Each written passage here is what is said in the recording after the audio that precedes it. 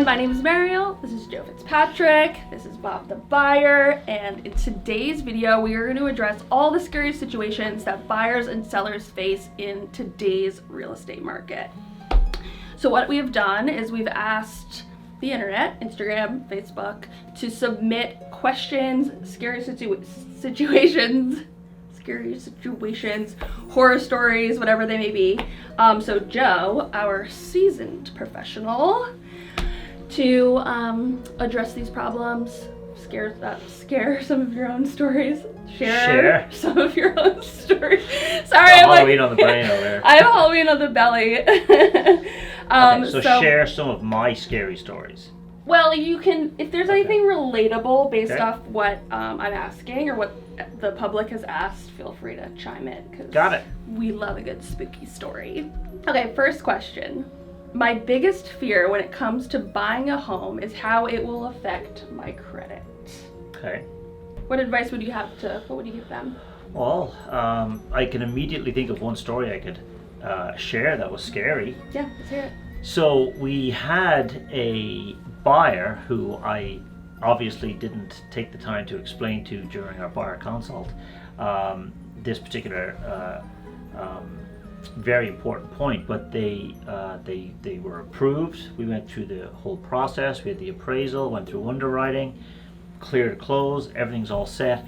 Every bank, now I know this and I'm sharing it with you, does what's called a credit pull.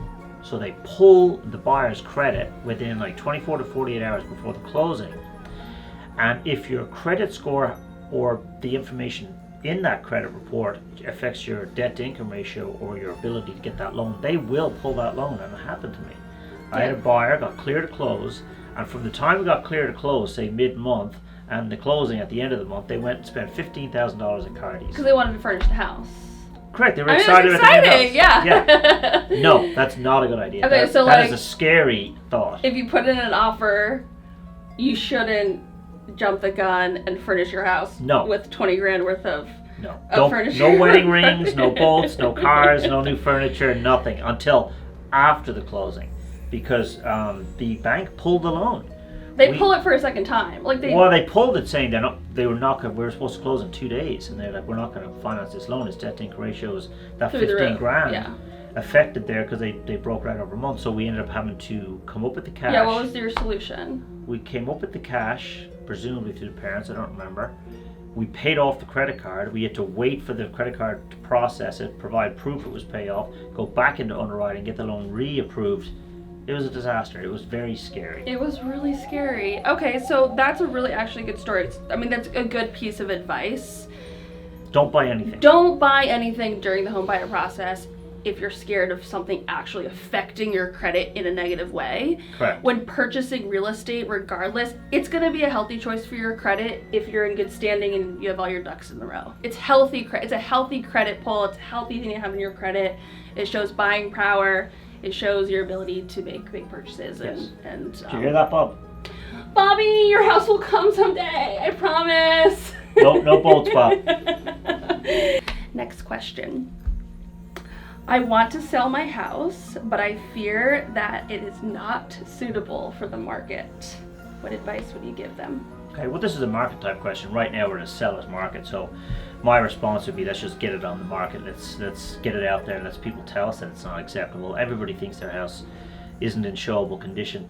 Also, at the Fitzpatrick Team, with every listing presentation, we include a free consultation with our stager. Oh, that's right. Liz from Site Saging. She's great. Yes, Liz. She will recommend actual staging, virtual staging. Sometimes or most times we'll just recommend having you clean, declutter, and then stage with the existing items in your house. But either way, when we come through, we'll have Liz give you a free consultation and walk you through that. So I would say in this market right now, today, what are we, October 15th, 2021, whatever it is, in the market today, right now, it's a seller's market. We just want to get it out there and let buyers walk through and tell us what, let them tell us that it's not acceptable, but most sellers think it isn't. What was the hardest house you had to sell? Am I allowed to say poop? No? Yeah? Of course. Yeah, Oh, poop's okay. like a fun word. Well, we had Everybody poops. We had the poop house. So we Yeah. had... You can use your imagination. Don't go into detail Okay. about it.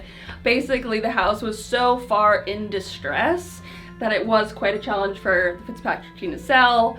But with the power of problem solving, virtual staging, a great cleaning service, and willpower, you guys are able to sell it. We got it done. Yeah. Exactly. Yeah, we sold it. They were very, very happy. The poop house. Question number 3. My family member has passed away. Oh, this one's sad, but we'll figure this out. My family Should I stop member. smiling? No, it's fine. Oh. A family member has passed away, and I'm struggling to let go of the house. What advice do you have? Well, people have emotional attachment to houses. This is something I hear all the time. It's a very popular seller objection. And well, there's 2 things I say. Number 1, at some point your emotional attachment to this house will be overcome by the impracticality of that Sure. home or the reasons why it doesn't work for you anymore. It may take more time than I would like, but it will happen eventually. The house either suits you and good for your needs, or it's not, and your emotional attachment will be overcome by the impracticality of that home. About The second thing upkeep, is- repairs. Yeah, upkeep, repairs. It could be a huge house. You could be a single person, or just Sure. 2 of you, or whatever. You don't need that house. If it suits you, then we wouldn't be having this conversation. Yeah. You wouldn't be considering selling. Other than that, we say, take the memories of the home that you have and you put them in a new home and start creating. Sorry, Bob. And you you start creating new memories there. Sure. But yeah, I run into this all the time, and like I said, the main thing is at some point the impracticality of owning this home will overcome your emotional need to keep it because of a family member passing. A question just popped in my head. Have you ever dealt with selling a house that's haunted or someone has died in? Yeah, Really? yeah, several times. Do you believe in ghosts? No. Okay. Do you think buyers in Rhode Island right now in this hot market would be turned off by that? A haunted house or a house Well, that I mean, has... people believe in has that in it? horoscopes, so I guess anything's possible. Oh my God. Okay, question number 4. I have just bought a house, but the tenant refuses to leave. Oh, jeez. What a monster. Sorry, I had to take that one. What do I do? Oh God, I mean, I hate to just state the obvious, but you're going to have to hire an attorney. Yeah. Because the one thing that I would make sure everybody understands is that a tenant, whether they should be there or not, or if they're staying illegally or not, or they've stayed past their notice, or they just refuse to leave, they still have the same rights. You have to treat them like you would any other tenant. You can't just enter that property. You're still breaking and entering. You have to respect that person's space. You can't just go in there and throw their stuff out in the street. You'll be the one in jail, not them. Interesting. So I would just keep that in mind. You got to go. There's a process in place. You got to go through the process. You have to hire an attorney, but you can't be going over there and waiting for them to leave and let yourself in and throw their stuff out or anything like that. You will end up in jail, not the tenant. Yeah. What if you poison their candy? Yeah, no, I wouldn't advise that either. Okay.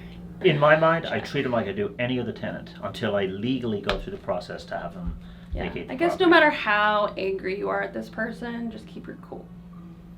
Keep your cool. Keep your cool. So, last and final question. This is a goodie. Bob's been waiting a long Poor Bob. time. See that? Bob has an ACL and I don't. I'm jealous. Oh my God. Bob has been waiting years, probably since 2020, for a house at 350 on Aquidneck Ave. We will find you a house someday, bad boy. Aquidneck Island. Aquidneck Ave, what did I say? Aquidneck Avenue. It's a I little did? specific. Pregnancy brain. I get to use that as an excuse finally. Okay, last final question. I mean, I look like I'm pregnant. I have pregnancy brain too. I'll use that one as well. I was gonna get you a Halloween costume, but you're scary enough. Ooh, rude. Scary looking. All right, let's go. Okay, last one.